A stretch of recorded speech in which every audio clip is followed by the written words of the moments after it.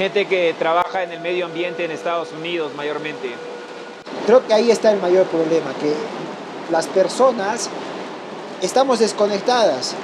Este, uno de los puntos claves es el auto. Hola gente, ¿qué tal? Estamos aquí en mi ciudad de Cusco y en esta ocasión voy a hablar con mi chamán que se llama César, que ha tomado un papel muy grande en mi carrera del medio ambiente.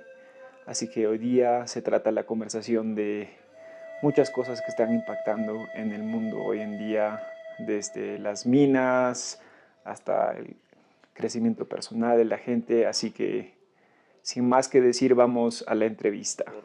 César, ¿qué tal César? ¿Cómo estás? Hola Alfredo, buenos días. ¿Qué Estamos tal? todo muy bien. Chévere. Sabes que estamos ahorita en San Blas, que es un barrio que está al frente de la plaza, básicamente, ¿no? Sí, es uno de los barrios tradicionales de Cusco, de los más antiguos, ¿no?, que tenemos acá en la ciudad. Ujú. ¿Qué sabes de San Blas? Cuéntame un Eh, poco, porque yo no sé tanto, la verdad. San Blas es uno de los barrios que históricamente ha contenido, ¿no?, a distintos grupos étnicos acá en Cusco. Ya. Que bueno, se han ido asentando pues gracias a la presencia de abrigos rocosos, ¿no?, donde el hombre prehistórico pues empezó a vivir, ¿no? Entonces San Blas es un lugar que desde tiempo prehistórico todavía ha sido habitado en Cusco, ¿no? Y actualmente pues ya es uno de los barrios más tradicionales que tiene la expresión arquitectónica creo que más hermosa de Cusco, porque todavía conserva la influencia colonial, ¿no? Ya, chévere. Sí, está cerca también de Sacsayhuamán, del Templo de la Luna. Está cerca a todo, ¿no? Hasta el mismo río se puede llegar Sí, justamente caminando. San Blas tiene esa peculiaridad, es un enclave estratégico en el Cusco, ¿no?, que también justamente por esa situación fue parte del desarrollo de la propia ciudad, porque esta forma parte del Cusco antiguo todavía, ¿no? Ujú. Sí. Y algo que, algo que viene a mente para mí es que el Cusco es un hueco, ¿no? Pero también es un lugar donde fluye ríos debajo de la ciudad. Y uno de los ríos pasa por ahí, ¿no? Sí, y eso es interesante, ¿no? Porque Cusco cuando en sus orígenes, eh, mucho antes de los incas, Mm, Cusco era prácticamente un lugar con muchos macizos rocosos y que estaba rodeado por dos ríos principales, ¿no? Y estos ríos con el tiempo fueron siendo canalizados un poco con la canalizados. tecnología inca y es más, gracias a eso, a ese trabajo que sigue siendo sostenible en el tiempo, Ujú. es que tenemos el nivel de urbanismo que ha desarrollado la ciudad, ¿no? O sea, Sí, son obras que a nivel de la ingeniería que se desarrolló aún siguen en servicio y gracias a eso estos ríos están canalizados, como tú bien lo dices, por debajo de la ciudad. sí.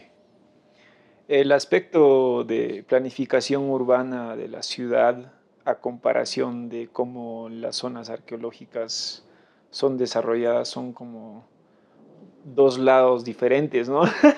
Sí, claro. Y eso pasa porque, bueno, pues digamos que la modernidad tiene otra perspectiva, ¿no? Mm, Y esa perspectiva hace que, bueno, pues muchas veces no se considere de repente las razones por cuáles, en este caso, los incas decidieron hacer su propio trazo urbano y que la modernidad que no concuerda necesariamente con eso. Por eso es que tenemos en Cusco una ciudad encima de la otra ciudad, ¿no? sí, sí, me parece muy, muy interesante todos los aspectos de, no sé, cuando yo reflexiono y pienso, cuando he visitado, por ejemplo, Choquequirao, tienen como toda todo el diseño de la ciudadela es basado a cómo lo van a mover el agua. O gran parte de eso, ¿no? Sí. En cambio, creo que hoy en día en las ciudades modernas, cuando vas a ciudades así grandes, primero hacen quieren y después ven cómo traen el agua o Claro. traen los diferentes recursos. Es todo un show, la verdad. Sí, Sí, y bueno, pasa mucho eso justamente por la concepción que la modernidad nos tiene, por la inmediatez, ¿no? ujú, De repente el construir una casa es prioritario a planificar cómo va a llegar el agua a la casa que estoy construyendo, ¿no? Y el ajá, agua llega después. Bueno, al menos sí, en la realidad peruana en general tenemos ese problema, ¿no? Mucho de la expansión territorial hace sí, que se construyan barrios y todo, pero no tienen servicios básicos, por claro. ejemplo. Pero en el caso de los incas, ellos planificaban primero el recurso que nos da la vida, en este caso el Sí, sí, agua, sí. debía ser la prioridad para poder en base a eso planificar la ciudad, ¿no? Dos tipos de pensamiento que comienzan en diferentes partes, ¿no? Sí. Sí, sí. Y otra palabra que se me viene a mente ahorita, que quizá es un poco relacionado a eso también, es la palabra huaca. ¿Qué, Claro. qué es, dime un poco de qué significa y qué es una huaca, a ver. Eh, digamos que la forma más precisa de definir una huaca es relacionarlo con un lugar o un contexto sagrado. Ujú, El término huaca en ese sentido es un poco amplio, pero cuando digamos que lo vemos en el plano práctico, va tomando pues justamente ese significado, ¿no? Huaca es para nosotros un lugar sagrado. Este lugar sagrado puede ser representado por un macizo rocoso, que el macizo rocoso pues permite, ¿no?, alrededor de sí mismo que la naturaleza, por ejemplo, las plantitas que puedan estar ahí sí, en su contexto, puedan obtener minerales, por ejemplo, de la roca que está, pues, en este caso considerada como huaca, ¿no? Entonces, digamos que un poco por relacionar y entender esto, es que la huaca es ese espacio sagrado que desde tiempos muy antiguos el hombre andino ha entendido como ese lugar que permite como centro energético sí. el poder justamente emanar y aprovechar esta energía para pues digamos en beneficio propio, ¿no? O sea, puedo cultivar, puedo recargarme de energías, entonces podríamos en ese sentido tocar un poco entre el mundo material y también ya rozando un poco lo espiritual, ¿no? Sí, sí, hay varios lugares, ¿no? Hay varios lugares que son huacas y lo que creo que parte de la historia también es que varios de esos lugares tienen cruces encima de las huacas ahora, ¿no?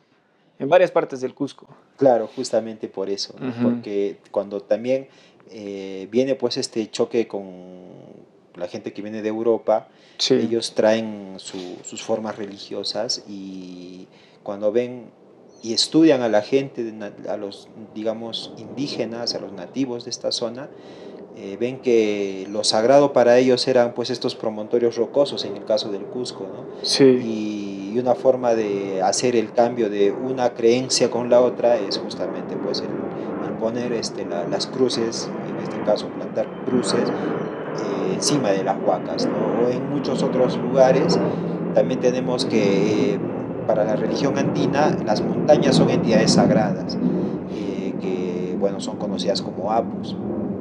El Apu, al ser una entidad sagrada, también se podría como contextualizar en ese sentido de veneración, ¿no? Entonces, ¿qué hicieron los europeos con la religión que vino? Pusieron cruces en la parte superior de los Apus, ¿no? Es sí, como sí. reemplazar una creencia con la imposición de la otra creencia, ¿no? Y sigue siendo una- un punto de contención, ¿no? O sea, esa tensión sigue ahí hoy en día, ¿no? Eh, claro, En la sociedad de porque acá. sí, todavía en Cusco tenemos un poco esa búsqueda de la identidad, ¿no? Del hombre andino como tal, ¿no? Sin necesariamente entrar en un conflicto con lo moderno, pero por lo menos sí reconocer que lo antiguo, que estas prácticas antiguas, lo que más buscaban del hombre era pues sacar a relucir las capacidades más, digamos, eh, superiores del ser humano, ¿no? Sí, Como por ejemplo el vivir en armonía con tu entorno, ¿no? Entonces, si uno trata, digamos, de usar ese concepto de la armonía que uno debe generar, ajá, es más probable encontrar ese conocimiento en las tradiciones precoloniales que en el periodo posterior que vino, ¿no? claro, sí.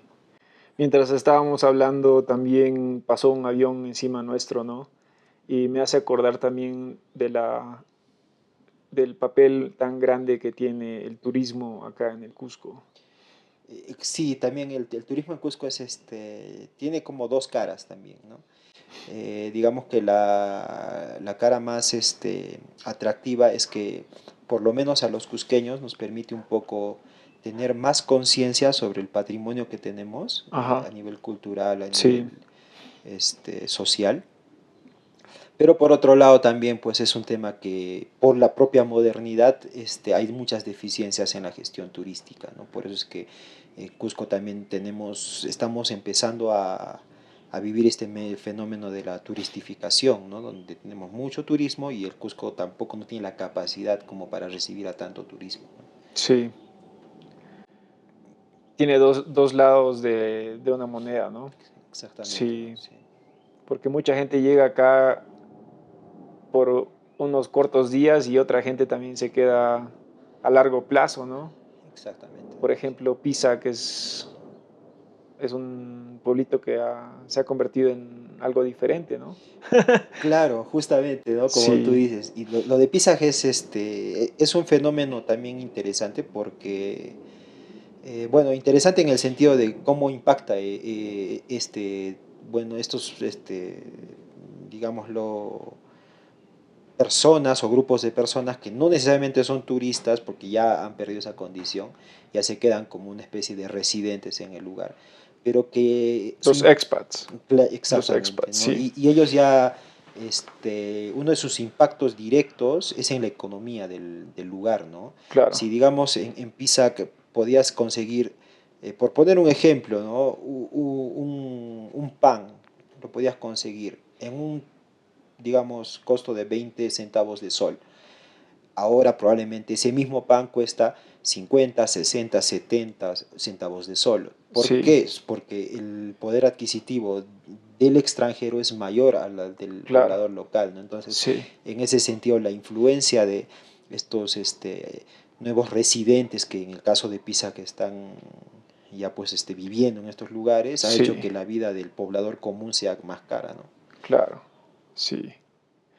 Hay tantas semillas que quiero plantar en esta conversación que eh, hay muchas cosas que ocurren en el Cusco que creo que son importantes. Y, y creo que de alguna forma sigue siendo un epicentro de energía, ¿no? El Cusco. Aparte de venir a visitar a Machu Picchu, tú has tenido la oportunidad de conocer varias personas que llegan al Cusco por diferentes motivos, ¿no? Eh, aparte del turismo, ¿cuáles otros son los motivos por los cuales la gente llega acá? Creo que Cusco tiene en ese sentido, bueno, primero que Cusco es una ciudad que desde tiempo muy antiguo siempre ha tenido esa característica de recibir a sus visitantes, que muchos de ellos pues se quedaron aquí, ¿no? Un caso muy claro son los incas, que Sí, quieras ellos han venido de fuera y aquí en Cusco florecieron, ¿no? Como cultura. En ese sentido, el Cusco, pues, es una tierra que, por la energía que emana, digámoslo, acoge, ¿no? A todos los que quieran de alguna forma venir, pues, acá a la ciudad. Pero en ese sentido, Cusco también puede ofrecer más cosas, porque Cusco, al tener una diversidad, ecológica y ambiental muy grande, tenemos diferentes ecosistemas, tenemos también diferentes expresiones culturales, expresiones sociales que permiten pues, que haya personas que vengan con otras visiones, ¿no? Por ejemplo, Cusco tiene también una tendencia de turismo de aventura que está más relacionado con el trekking y este tipo de modalidades que por lo menos buscan más explotar, por así decirlo, explotar los recursos ambientales como tal, ¿no? Sí, Con caminatas a paisajes y lugares que son muy hermosos claro. que permiten esto, ¿no? Y por otro lado también Cusco atrae mucho a personas pues que quieren de alguna forma encontrar un lugar que tenga ese equilibrio entre, digámoslo, ciudad moderna y naturaleza, ¿no? Porque tenemos esa ventaja de repente que a una hora de Cusco puedes encontrar muchos lugares de naturaleza exuberante que permiten Sí. justamente reconectarte con esta naturaleza, ¿no? Ujú, ujú. Sí. También, bueno, una de las preguntas que tenía preparada, ¿no? Era sobre la naturaleza y los recursos, de cómo lo ves tú y cómo lo ve quizá la gente que está más conectada y cada día está ahí metido en el campo o distante de la ciudad, y cómo lo ve la gente que está en ciudad, pero también en ciudades alrededor del mundo, ¿no? Porque creo que hablan de lo que es la Pachamama de diferentes formas y lo valoran de diferentes formas, ¿no? Ujú, exactamente. Justamente esto de la Pachamama, la Madre Tierra, si lo queremos ver a nivel conceptual, es de repente justamente algo que se ha venido desvirtuando, ¿no? En el sentido de que para entender qué es la Pachamama, en ese sentido tenemos que reconectar a nuestra esencia interior, y eso es un trabajo que parte pues desde el plano personal, ¿no? Primero reconociéndome como un ser natural, que Ujú. soy parte de la naturaleza, porque creo que la mayoría de humanos no tenemos componentes biónicos, por ejemplo. Sí, sí, Creo que todo lo que tenemos en el cuerpo es natural, ¿no? La ropa que uno se pone ya son artificialidades en cierto sentido, ¿no? Ya hechas por la factura del hombre, ¿no? Pero si uno empieza por reconocerse como un ser natural, ahí podría uno entender de manera, digamos, primaria que podría ser la Pachamama, ¿no? La Pachamama para nosotros a nivel conceptual es el espíritu de esa madre tierra, ¿no? Que nos provee todos los elementos, ¿no? Como por ejemplo puede ser el viento o pueden ser las semillas para producir nuestros alimentos, ¿no? Esa entidad es la proveedora de todo eso, ¿no? O si queremos verlo en un punto más amplio, es como esa madre que su amor innegable hacia sus hijos permite que todos, contaminemos o no en la tierra, sí. podamos seguir viviendo. Es esa entidad que permite y da soporte a todos, ¿no? Por más que hagamos. Es como si la Pachamama también quiere hablar porque empezó a llover.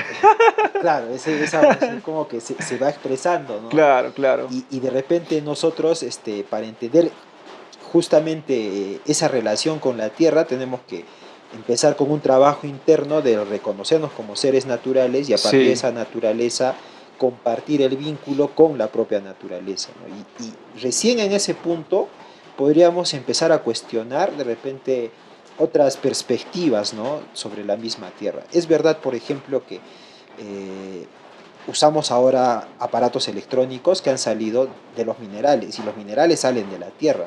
claro. Pero si de repente las prácticas de las empresas mineras son demasiado invasivas, generamos contaminación. Ahí alteramos ese equilibrio con la tierra. Es verdad que necesitamos justamente los aparatos electrónicos, por ejemplo, para vivir en esta era, pero lo que olvidamos es que para obtener estos recursos debemos procurar y hacer el esfuerzo necesario para vivir en ese equilibrio con la tierra. Pero justamente la modernidad y especialmente las ciudades lo que hacen es desconectarnos de esta percepción que deberíamos, creo que cada ser humano tener, ¿no? Para poder Claro, existir en equilibrio. sí, muy cierto. Y bueno, ¿qué es lo que quizá una audiencia que nos está escuchando del norte de América no sabe sobre las minas? ¿O debería Eh, saber? bueno, creo que hay una verdad que es incómoda para el rubro minero, que tiene que ver específicamente con la contaminación. Cualquier actividad minera es contaminante, y sea a mayor o a menor escala. Y creo Sí, que ese es un punto de partida, ¿no? Que creo que deberíamos cuestionarnos en todo el mundo porque eh, para nosotros poder seguir viviendo en este planeta tenemos que procurar vivir más en equilibrio con este planeta. Es verdad claro. que no vamos a dejar de vivir sin la electrónica, por ejemplo, es imposible en este tiempo, pero creo que procurar de repente eh, prácticas que sean de verdad más amigables y sostenibles en el tiempo nos va por lo menos a asegurar de que el planeta pueda reducir, por ejemplo, sus niveles de contaminación por metales pesados, ¿no? Sí, sí, podemos hablar mucho de este tema porque también hablamos del cobre, del litio, que son utilizados en otras partes del mundo para poder crear sistemas que son sostenibles, ¿no? Claro. Y algo más que te quería preguntar es, ¿qué? Háblame un poco de lo que es la coca, porque creo que hay tantas veces en las cuales hablo con la gente mayormente en inglés y, y tienen otras ideas pues de lo que es la coca, así que Claro, sí, sí. explícale para la audiencia que está escuchando esto, qué es la coca, pero también qué papel tiene en la sociedad andina. Eh, Mira, hemos empezado con esto de hablar de que el ser humano es una entidad natural. Claro, Eh, en esa evolución, en el hombre andino se reconoce a sí mismo como parte de la naturaleza. Y en ese proceso, la naturaleza te provee de elementos, las plantas en este caso, y aparece ahí la coca, ¿no? Que la coca es una planta muy especial porque eh, mediante su consumo eh, provee de energía física al cuerpo. claro, Cuando uno hace una bolita de hojas de coca y se la mete pues a la boca y empieza a insalivar ese intercambio, genera pues una solución que aporta energizantes al cuerpo. sí, Lo interesante es que esta forma de consumo de la hoja de coca es una forma que es de manera natural, porque lo único que haces es agarrar una hoja y consumirla directamente, ¿no? sí, sí. No hay una manipulación excesiva, en este caso, de la planta. Por otro lado, la coca, Excesiva es la justamente, palabra clave, ¿no? claro, justamente, ¿no? Porque ya eso vamos a llegar en un momento, ¿no? Claro, El hombre andino, justamente al entender que la coca es un alimento, es una planta que nos provee esta energía, también se ha ido evolucionando en esa correspondencia con la entidad esta que hemos ido hablando de la Pachamama y todo este conocimiento, que la hoja de coca va evolucionando en un plano más mágico religioso. Actualmente, la hoja de coca se sigue utilizando para hacer las ofrendas que acostumbramos a hacer en los Andes, estas ofrendas que son a modo de correspondencia y agradecimiento con el entorno, ¿no? Por ejemplo, si la tierra me da maíz y yo me alimento del maíz, soy un agricultor de maíz, la mejor ofrenda que puedo hacer es juntar las, los mejores maíces, sacar los mejores granos de maíz y hacer a manera simbólica una ofrenda, pero que utilice a la hoja de coca como el portador del mensaje que quiero enviar a esa entidad a la cual estoy agradeciendo. Entonces, la hoja de coca se ha vuelto y sigue siendo usada a lo largo de milenios como un elemento mágico religioso, aparte de sus valores nutricionales, ¿no? Entonces, la coca para nosotros en el contexto andino es una planta muy sagrada, pero que en sus niveles prácticos también aporta, ¿no?, para la vida y al cotidiano de las personas. Y creo que el problema está justamente cuando el hombre se desconecta de este tipo de entendimientos. sí, Porque tú, por ejemplo, al abrir un libro accedes a mucho conocimiento.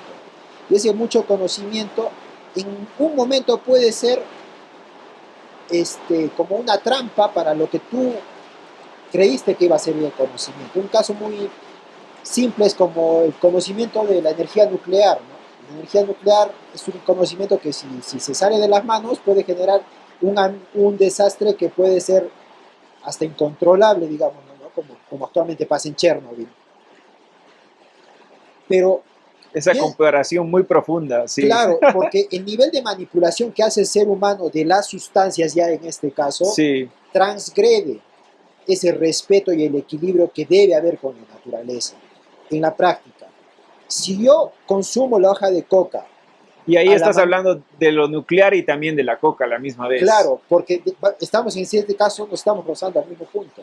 Sí, La hoja de exceso. coca, si yo la consumo de la manera tradicional, como lo consumieron los ancestros y Sí, como sí, sí. actualmente se sigue haciendo en muchos pueblos andinos, no voy a volverme adicto a la cocaína, por poner el ejemplo. En cambio, con la modernidad hemos aprendido a sintetizar químicos, a sintetizar sustancias, Sí, a obtener sustancias. sí, Entonces, ese nivel de manipulación, por ejemplo, de la hoja de coca al convertirla en cocaína, transgrede ese respeto que debemos tener a las entidades justamente pues que son superiores, como esta tierra que nos provee esta lluvia, por ejemplo. sí, Entonces, si nosotros le faltamos el respeto, en este caso a la hoja de coca, fabricamos cocaína, esta cocaína al final va a resultar siendo un mal como lo estamos viendo en las sociedades modernas, que justamente pues, genera tantos sí. problemas, ¿no? Con temas de adicciones y todos los males sociales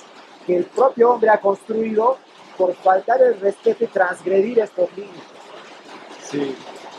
Bueno, ojalá que nos puedan escuchar todavía, pero es increíble que la Pachamama hable también en el podcast.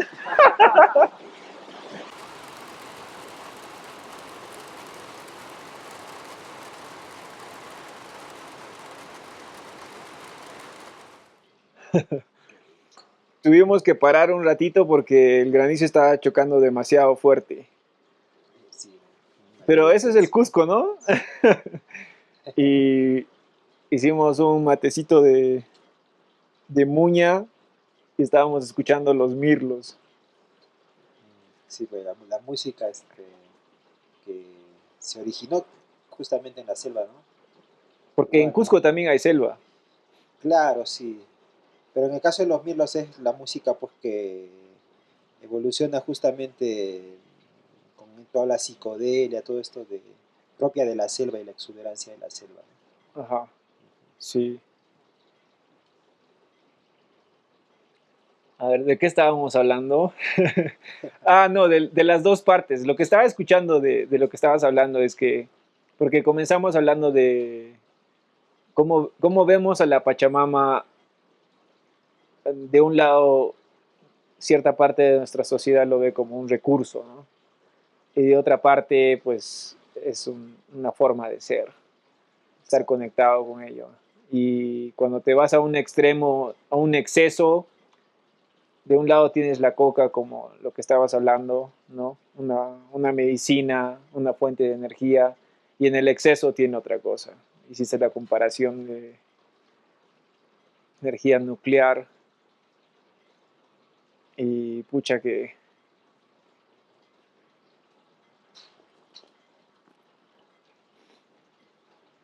¿Cómo está todo eso relacionado al...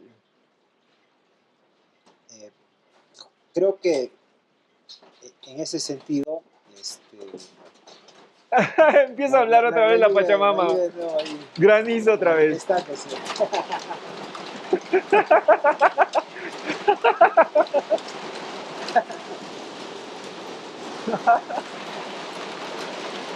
Es que la Pachamama quiere hablar también, sí, no.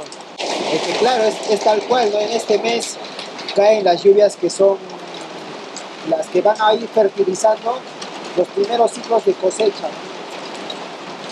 Los primeros, las primeras plantaciones de maíz producen a partir de finales del mes de diciembre a enero. Y estas plantaciones se alimentan de esta lluvia.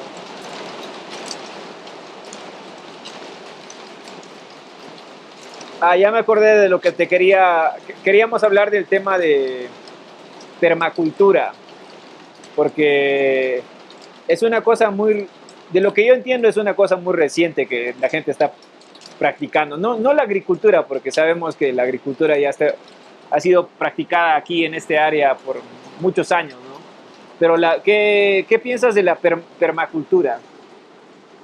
Eh, ¿Qué bueno, es? creo que la permacultura también es como una expresión, digámoslo, moderna, pero que hace justamente mucho uso de conocimientos y técnicas en cierto sentido ancestrales, ¿no? Mm, Y eso también refleja, creo que, ese, esa pequeña porción todavía de conciencia que todavía late en este planeta por querer vivir de una manera sostenible, una manera amigable con el entorno, ¿no? Creo que la permacultura también va accionando en ese sentido, ¿no? Tratando de reconocer al ser humano como una entidad que, bueno, es propiamente pues energía, ¿no? Entonces, cualquier movimiento de energía que hagamos tiene que ir en equilibrio justamente con el ideal de vivir en equilibrio con el entorno, ¿no? Entonces, en ese sentido, la permacultura yo creo que es justamente una expresión moderna de querer vivir de esa manera, pues como lo hacían nuestros ancestros, ¿no? sí, sí. Otra semilla que también estábamos planeando plantar es algo que estabas comentando sobre los principios de Linux o Ah, claro, sí, justamente también de eso. creo que eso es algo puedes compartir otra vez porque no estaba Bueno, sí, pues creo que la vida, en mi caso personal, experiencia que me ha tocado vivir y que, bueno, seguimos en este planeta, también me ha llevado un poco por el lado informático sí. y descubrir también un mundo muy interesante de Linux, ¿no? Que bueno, pues Para la gente que no sabe qué es Linux, qué es? bueno, Linux en sí está mal llamado Linux como tal. Linux es el núcleo, es una especie de software que hace posible que el hardware se comunique con el sistema operativo. Digamos que eso en resumidas cuentas es Linux, ¿no? Pero Linux es justamente pues, parte de un sistema operativo mayor que en resumidas cuentas lo que permite es que nosotros los usuarios de la informática podamos acceder a un sistema operativo que nos permite usar nuestros equipos de una manera, digámoslo, por lo menos en el aspecto filosófico más sostenible y más humana. Porque Linux es un sistema que en su mayoría es código abierto, que permite el acceso a la información como tal, ¿no? Cuando nosotros utilizamos sistemas operativos de otros fabricantes, de alguna forma utilizamos productos que están diseñados de acuerdo a los intereses de estos fabricantes, pero que a nosotros como usuarios nos limita también en el uso de la computadora, por ejemplo. En cambio, en Linux tenemos más posibilidades en el ámbito de formación del ser humano como tal. Este sistema operativo te permite conocer, por ejemplo, tus libertades como ser humano, de poder utilizar programas que son gratuitos, de muy buena calidad, que no tienes por qué estar bueno, pagando, ¿no? contra estas grandes corporaciones que de alguna forma lo que ellos buscan es siempre la ganancia, obtener la utilidad económica, mientras que el sistema operativo que tiene Linux es básicamente una expresión de cómo compartir la informática bueno, para todos los humanos, ¿no? Y como por ejemplo salirnos de esta burbuja de la obsolescencia programada, por poner un ejemplo, ¿no?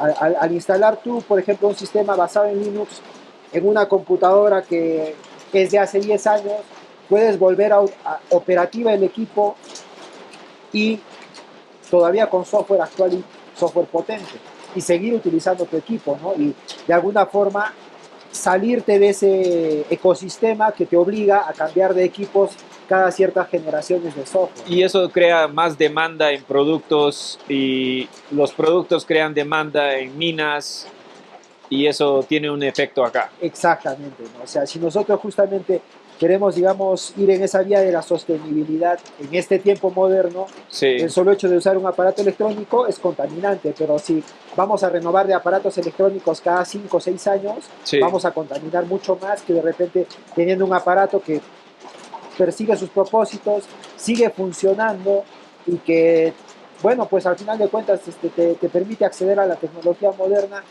tal cual la vivimos hoy en día, ¿no? Ese creo que es uno de los propósitos más importantes del ecosistema que ofrece, en este caso, Linux, ¿no? Entonces es interesante porque lo que escucho de ti es que utilizas ese sistema por cuestión de principios. Sí, en realidad es más, lo que más me atrae de este sistema es su filosofía como tal, ¿no? Porque Ajá. bueno, en cuestiones de software, creo que en el ámbito científico Linux está más que liderando. Actualmente las computadoras cuánticas utilizan sistemas operativos basados en Linux. Creo que Ajá. es un buen punto también para entender la potencia de este software, ¿no? Sí. Y el hecho que haya sido liberado bajo licencias como la GPL permite que Linux justamente pues haya tenido tanto arraigo, por ejemplo, en Internet actual, ¿no? Prácticamente más del 80% de servidores en Internet utilizan Pero el sistema basados en Linux, ¿no? para echarle un poco de contexto a tu respuesta, tú no te dedicas, eso no es tu afán tiempo completo, o sea, No, es como tu hobby, ¿no? Más o claro, menos. sí, justamente yo uso la Sí, computadora, pero quiero sentirme un ser humano libre de hacerlo, ¿no? claro, claro.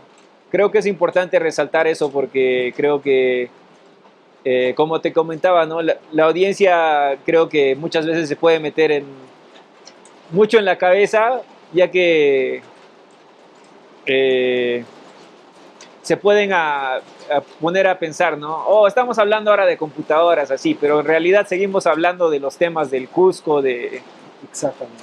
de los problemas de los que estábamos hablando. Claro, por ejemplo, ¿cómo hago sostenible mi vida informática? Por poner un ejemplo, ¿no? ¿Cómo puedo llevarlo a la práctica? Comprando más computadoras cada vez que me sale una nueva versión del software, Claro, o de repente usando el mismo equipo con los mismos propósitos, con un sistema que me permite hacer lo que necesito, ¿no? Y de repente el tener ese equipo con una vida útil de 10, 15, 20 años me hace más sostenible y vivo contaminando menos. sí, sí, de hecho. Eh, como sabes, te compartí, hablando un poco de software, eh, hay una plataforma que se llama LinkedIn, donde tengo una red social grande de gente que trabaja en el medio ambiente en Estados Unidos mayormente. Y les hice una encuesta, les dije si tienen la opción de escuchar sobre temas de los Andes o del Cusco, de qué temas quisieran escuchar, ¿no? Y más o menos unas 25 personas respondieron, pero la mayoría dijeron que querían escuchar de la educación o la sabiduría ancestral, tradicional. Entonces, ¿qué tipo de mensaje les darías a esa audiencia que ha votado y ha dicho que mayormente quiere escuchar de eso, así como también ecoturismo y también prácticas sostenibles, ¿no? ¿Qué mensaje les das a esa audiencia? Bueno, creo que justamente, ¿no? En el contexto que a mí me toca vivir, me ha tocado un poco vivir al medio de ambos mundos, ¿no? De repente un poco con la modernidad y también con las tradiciones y el conocimiento que heredo pues de mis ancestros, ¿no? Y en ese sentido, poner en la práctica, bueno, pues gran parte del conocimiento que heredo justamente de mis ancestros para tratar de vivir una vida más, digamos, más natural, como que reducir los impactos que puedo tener en esta actualidad, ¿no? Sí. Por ejemplo, en el tema medicinal, muchos de nosotros cuando enfermamos recurrimos a la medicina moderna, ¿no? Pero que muchas veces los males que tenemos pueden tener de repente orígenes de tipo energético, orígenes de tipo psicológico, o en el mismo cuerpo físico, ¿no? Pero que curiosamente la solución a muchas de estas enfermedades puede estar en el uso de plantas tradicionales. Utilizar plantas como por ejemplo la muña que estamos compartiendo ahora para tratar males estomacales, o por ejemplo utilizar plantas que te permitan también de repente curar afecciones musculares, o también plantas que te permitan trabajar de repente en la psiquis, como han utilizado las culturas ancestrales, como el San Pedro, la ayahuasca, que son justamente conocimiento que iba en dirección de hacer crecer al ser humano, evolucionar al ser humano, pero sin olvidarse de que el ser humano es una entidad viviente, una entidad natural, que tiene que vivir en entorno, en equilibrio con su entorno. Entonces creo que este es el mensaje más importante, ¿no? Que debemos fijarnos en todo el conocimiento de los pueblos antiguos, cómo estos pueblos han buscado y han entendido que ser parte de la naturaleza te permite justamente vivir una vida más plena, donde vas a acceder hasta, por así decirlo, hasta mayor felicidad, porque vas a vivir de una forma en la que la misma naturaleza te va a proveer de las herramientas y del conocimiento necesario para que tú puedas evolucionar junto con ella. Entonces, yo sé que todo lo que tú dices es cierto, ¿no? O sea, ya nos conocemos varios años y sabes que sabes eso, pero lo que yo me pongo a pensar es que muchos de mis colegas trabajan en compañías donde su prioridad es pues contar el dióxido de carbono que está emitiendo mi compañía o mi departamento o mi ciudad o mi municipio y asegurarme que creo que se meten en una mentalidad muy lógica, ¿no? De números, de impacto y tratar de manejar ese sistema, ¿no? Entonces, ¿cómo pueden tomar lo que acabas de decir en contexto de eso para poder amplificar el impacto que tienen a un nivel más alto que simplemente números o cosas así? Ah, claro, ¿Me entiendes? sí, sí, claro, claramente. Mira, creo que en ese sentido, este, uno de los puntos claves es el autoconocimiento, ¿no? De primero reconocerse ahí como una entidad natural, una entidad viviente que, claro, yo voy a la oficina y desempeño un trabajo de oficina, pero antes de ser un profesional de la ingeniería, por ejemplo, soy una entidad natural. Partir de ese punto nos va a permitir de repente tener ideas un poco más amplias, porque cuando uno de repente utiliza mucho la lógica, los parámetros, los estándares, si bien es cierto son normativas en este caso que hay que cumplir, muchas veces esa forma de pensar lo único que hace es encerrar a nuestra propia creatividad, a nuestra propia percepción, a esos mecanismos. Y de repente el solo hecho de hacer eso hace que no podamos encontrar nuevas formas de solución, nuevas formas, por ejemplo, de bioremediación, nuevas formas de cómo equilibrar, por ejemplo, el consumo o la emisión de carbono, por ejemplo, en las compañías, si es el caso, porque de repente abriendo más la mente vamos a poder reconectar con verdades que simplemente están dando vueltas, pero nosotros al encasillarnos en este tipo de, digamos, de marcos teóricos y marcos que son muy pegados a los sistemas racionales, hacen que el ser humano pues pierda de repente muchas de sus capacidades creativas, pues, muchas de sus capacidades de innovación. Entonces creo que un punto de partida para lograr nuevas perspectivas de innovación tiene que ser el empezar en uno mismo para, con ese punto de abrir la mente, ¿no? Abrir nuevas formas de pensar, y de repente en eso vamos a encontrar nuevas formas de cómo impactar en nuestro entorno. Sí. Porque siento que más y más gente, mis colegas allá, se sienten desconectados del trabajo, ¿no? Hay muchas personas que dicen qué impacto estoy teniendo generando estos números o trabajando en la computadora, ¿no? Cuando en realidad deberían estar como aportando algo más grande, ¿no? Algo más grande, entonces, Exactamente. sí. Eh, Creo que una de las últimas preguntas que tengo para ti es, ¿cuál crees que es la raíz de todo este problema que estamos enfrentando al estar desconectados de la Pachamama? Creo que, bueno, para mí eso es, ¿no? La raíz del problema es que no estamos suficientemente conectados con la Pachamama, pero, eh, pero creo que para gran parte de la audiencia que yo tengo, la raíz del problema quizá es el cambio climático o el capitalismo.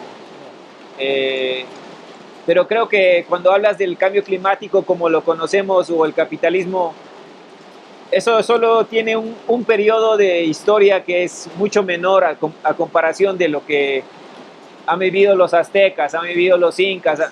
Entonces, de tu perspectiva, ¿cuál es el problema el que estamos Eh, enfrentando hoy como sociedad? yo creo que el problema parte es en un tema introspectivo, cómo nosotros nos vemos en relación al planeta como entidad. Creo que las personas en este tiempo moderno ven en la inmediatez, ven en la artificialidad la solución a cualquier problema que puedan presentar, que tengan que afrontar. Creo que ahí está el mayor problema, que las personas estamos desconectadas, sí, pero tampoco hacemos nada por volver a conectarnos, o tampoco hacemos, por ejemplo, esto de tener un pensamiento crítico a la realidad que afrontamos.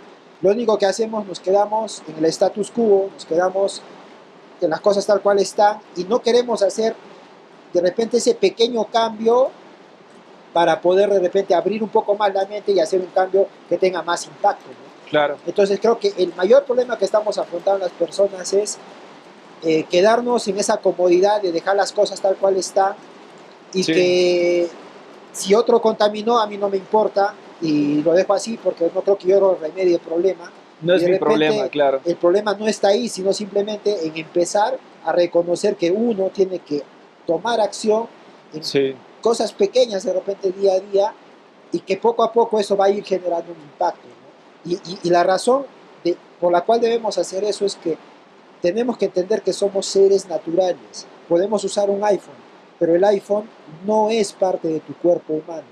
Es una herramienta para trabajar, sí, pero no es parte de tu cuerpo humano.